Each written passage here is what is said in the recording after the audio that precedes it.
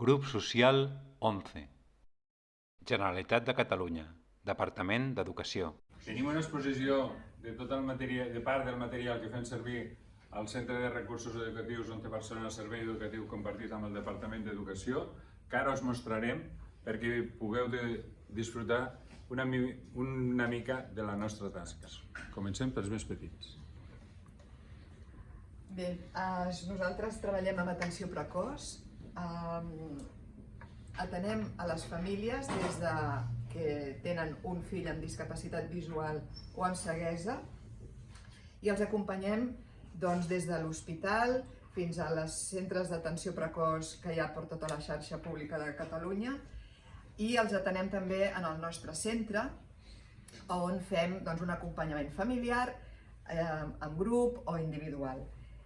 Us mostrem una mica el material que fem servir. És un material amb contrastos, brillants, amb formes molt senzilles, perquè és molt important començar el més aviat possible perquè hi hagi un desenvolupament cerebral de les vies visuals. I com que el cervell és molt plàstic, doncs val la pena començar el més aviat possible. Jo us presento la barallina, que seria el primer joc una mica d'aprenentatge de Braille pels nostres nanos. Després ja passaríem a la didàctica del Braille, que és l'aprenentatge, la màquina d'escriure en Braille i després tots aquells recursos didàctics que es necessiten a l'aula pel seu aprenentatge, des de més petits a més grans, així com també els contes que es fan adaptats pels nostres alumnes.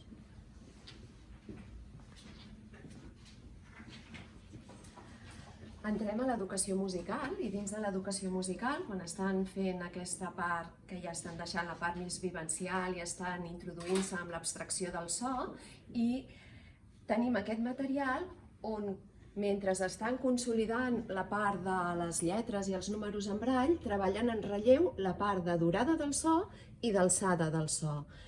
I aquest material, que és transitori, ens porta cap al seu codi de lectura i escriptura. Aquest codi pot ser per una baixa visió, adaptant a les necessitats visuals d'aquella criatura, o ja directament en el codi Braille, entrant dins del codi específic de la musicografia. Seguim amb les àrees que poden tenir més especial dificultat a les escoles. I aquí hi ha una mostra de material, per exemple, tenim la plàstica, en què puguem treballar comencem per la part més tridimensional, fins a la bidimensional, alguna reproducció senzilla d'algun pintor reconegut. Llavors aquí tenim un material més específic pels alumnes que treballen amb Braille, perquè tot el tema de regla, compàs, ha de ser més específic, i el poder treballar amb tot tipus de textura. Passem a socials, que tenim aquests mapes en relleu, algunes reproduccions d'alguns monuments importants de Catalunya, en què poden trobar, veure tota la globalitat, conèixer tota la globalitat de l'edifici i després ja entrar més en detall. També tenim més endavant tot el material per treballar més les ciències, maquetes. Tot aquest material el portem a les escoles, poden gaudir tant el nostre alumne com la resta de la classe. I després també hi ha aquestes imatges que anem triant o creem nosaltres perquè siguin molt més senzilles per accedir a tota la informació. Nosaltres també atenem a l'alumnat amb sordceguesa en totes les etapes educatives i en diferents sistemes de comunicació, tant sigui el llenguatge oral com la llengua de signes, tant a l'aire o adaptada. Tenim diferents materials, com pot ser a les tablilles de comunicació per moments puntuals, fem servir l'alfabet dactilològic i diferents tipus de material. I aquest és el bastó vermell i blanc, que quan el porta una persona és un indicatiu que és una persona amb sordceguesa. Per tant, que a part de no veure-hi bé, tampoc no hi sent bé i la seva comunicació pot ser diferent a la nostra.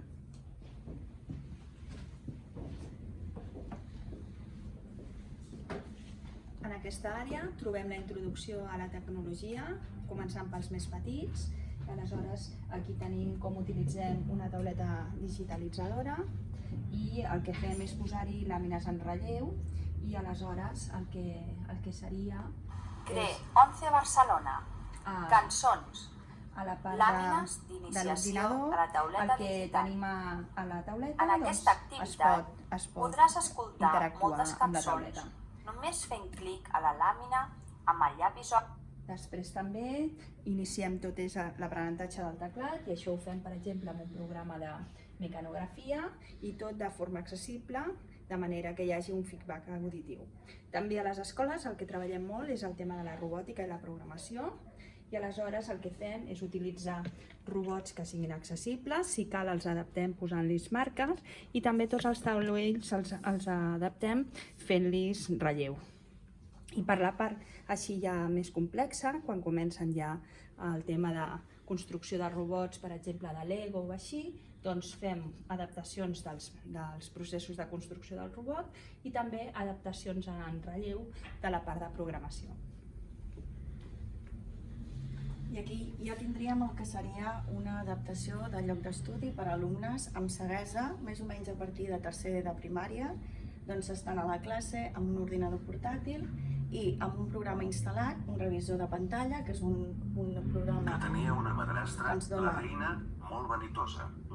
tota la informació en àudio i, a més, connectada amb una línia braille perquè puguin també llegir el braille. En aquest cas seria una adaptació per a una alumna amb baixa visió. Hi ha instal·lat un programa, un magnificador de pantalla, que el que fa, com es veu, és mostrar el contingut d'un tamany molt més gran i, a més, també incorpora so perquè els alumnes amb baixa visió tenen un cansament visual que fa que de tant en tant necessitin poder també utilitzar el recurs de la veu.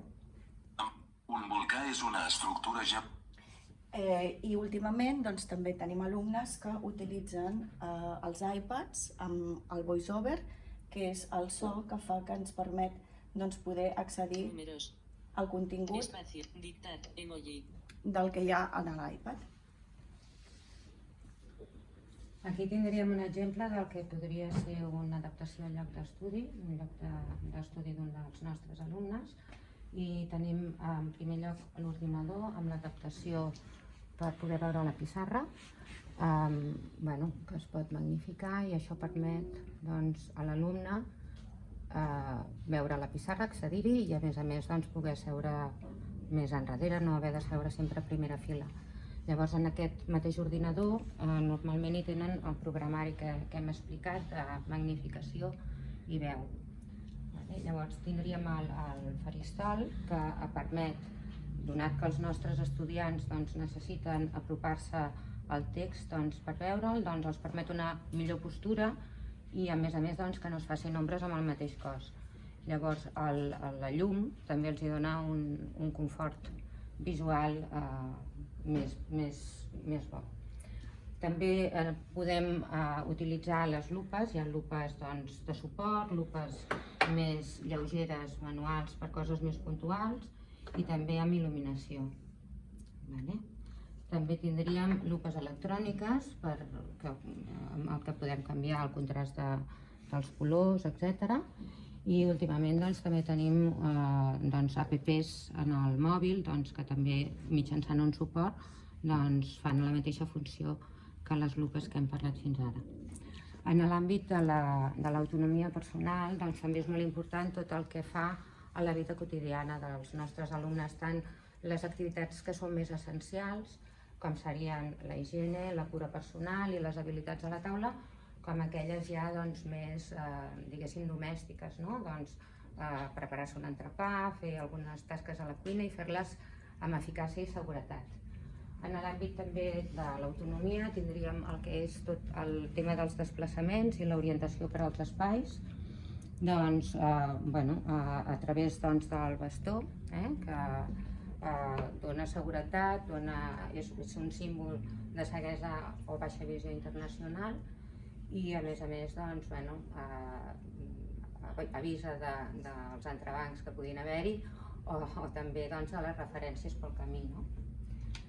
I també tindríem altres aparells que tenen a l'abast, com per exemple el comandament dels semàfors sonors, doncs, per poder fer els creuaments doncs, dintre dels desplaçaments a la ciutat amb total seguretat. També doncs, que els podem accionar perquè a l'autobús ens digui el número de l'autobús i saber si és el que volem agafar, etc. També fem la inclusió dins de l'àrea d'educació física, l'àrea curricular.